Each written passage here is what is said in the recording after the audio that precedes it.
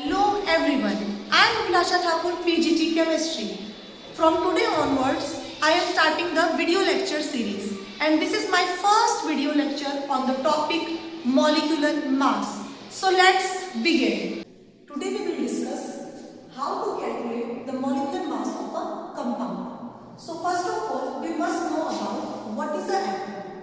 An atom is a basic unit of matter. All the matter are composed of atoms. What is a molecule? When two or more atoms are combined together, they are chemically bonded, forming a molecule. Now,